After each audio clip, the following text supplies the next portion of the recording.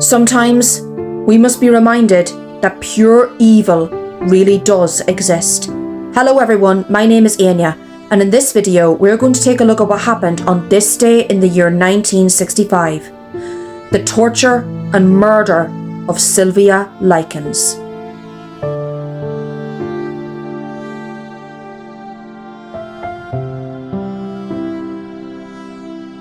On the 26th of October 1965, police were called to a house in Indianapolis, Indiana. In the basement, they discovered the emaciated, lifeless body of 16-year-old Sylvia Likens. How did Sylvia reach this terrible fate? Let's rewind it back a few months. In 1965, 16-year-old Sylvia Likens was living with her parents and younger sister in Indianapolis, Indiana. Sylvia was the third of 5 children born to Lester and Elizabeth Likens. Sylvia was described as a bubbly and vibrant young girl who was very protective of her younger sister Jenny, who had been born with polio and wore braces on her legs. Sylvia's parents were carnival workers, and they'd often travel from state to state working with carnivals. While her brothers were allowed to work with their parents, Sylvia and Jenny were focused on their education. To give his daughters a chance at completing their education, Lester Likens agreed to allow Sylvia and Jenny to live in the house of Gertrude Baniszewski. Gertrude Baniszewski was a woman who suffered a great deal in life. She had a very difficult relationship with her mother, and she had actually witnessed her father die of a heart attack at a young age. By her late 30s, Gertrude Baniszewski had been divorced several times and had 7 children by different men. She was struggling to bring up her children in one household with very little income. During the summer of 1965, Sylvia and Jenny became friends with Gertrude Baniszewski's daughters. And after coming to some negotiations, Gertrude agreed to house Sylvia and Jenny in exchange for $20 per week. For the first few weeks of this arrangement, everything went smoothly. Sylvia and Jenny were often seen socializing, and everything seemed to be going smoothly. But things began to deteriorate when payments for the girls' care started to come late. Gertrude Baniszewski would lose her temper with Sylvia and Jenny as a result of these late payments, and she'd force the girls to bend over while she beat them. After some time, Gertrude Baniszewski began focusing all of her anger and aggression on 16-year-old Sylvia. It has been said that Gertrude Baniszewski, a woman who had been hardened by life, a woman who by this point had lost all of her youth and beauty, was quite jealous of the pretty and vibrant 16-year-old Sylvia.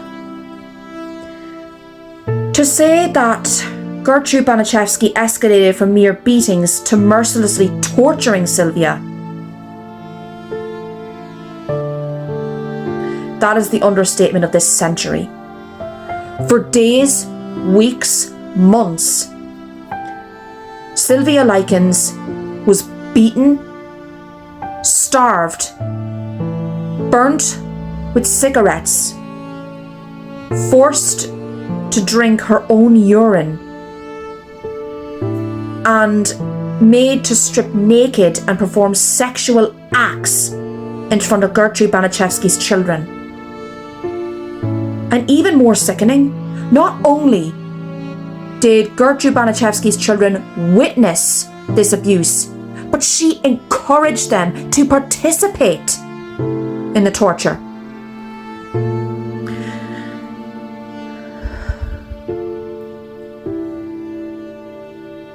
Sylvia and her younger sister Jenny were desperate to leave.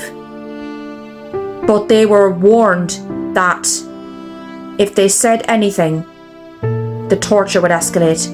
You have to remember as well, Sylvia's younger sister Jenny was suffering from an illness that hindered her movement, and she had to live with the fear that if this could happen to her sister, it could very easily happen to her as well.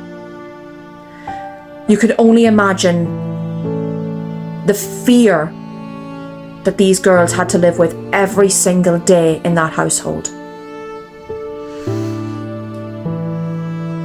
It wasn't long before not only the Baniszewski children, but neighbouring children participated in the torture of 16-year-old Sylvia. Until in October 1965, with the help of two neighbouring boys, Gertrude Baniszewski took a burning needle and carved the words, "I'm a prostitute and proud of it," onto Sylvia's stomach. If that isn't the definition of evil, I don't know what is. After months of abuse and torture,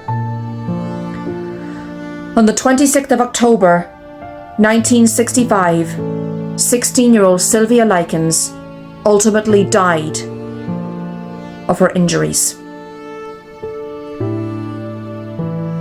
It was determined that she had died as a result of malnutrition, shock, and a hematoma. She had 150 separate injuries all over her body. When the police arrived at the Baniszewski residence, Gertrude Baniszewski claimed that Sylvia had run away and gotten into a sexual altercation with several boys. She had even given authorities a letter that she had forced Sylvia to write to her parents. But as the police were leaving, Jenny Likens stepped forward and she said, "Get me out of here and I'll tell you everything." Although she couldn't save her sister, she was determined to bring her killers to justice. Jenny Likens gave police a full statement of the horror, the torture and abuse that had taken place inside the Baniszewski home.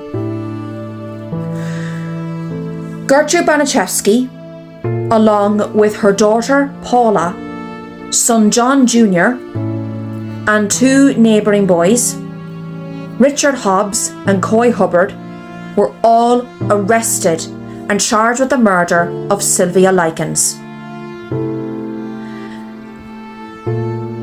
The trial took place in 1966. Jenny Likens bravely stood in court and testified to the abuse and the fear that her sister had endured.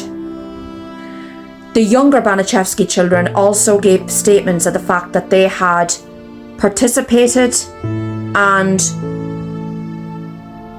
witnessed the abuse of Sylvia Likens. After a lengthy trial, Gertrude Baniszewski and her daughter Paula were both found guilty of the murder of Sylvia Likens. John Baniszewski, Richard Hobbs and Coy Hubbard were found not guilty of murder but guilty of manslaughter. All three served 2 years in state prison before being released. Paula Baniszewski was released in 1972 and went on to marry, have children, and work for 12 years as a teacher's aide before her previous life was discovered and she was fired in 2012. In 1985, after serving 20 years in prison, to the shock and disgust of the public, Gertrude Baniszewski was released on parole. She changed her name to Nadine Van Vossen and lived the rest of her life in obscurity in Iowa until she died of cancer in 1990. The Baniszewski residence where Sylvia Likens was tortured and abused was fully demolished. A memorial plaque stands for Sylvia Likens, and it stands as a symbol for helping children who are suffering, children who need to be heard. The case of Sylvia Likens served as a catalyst for changes in Indiana state law and making it clear that anyone who has witnessed any child abuse or feel that any child is in danger must report it, must speak out. This is one of the hardest events I've ever had to cover. I can't even begin to imagine the fear and the pain that this 16-year-old girl had to endure at someone who was supposed to care for her.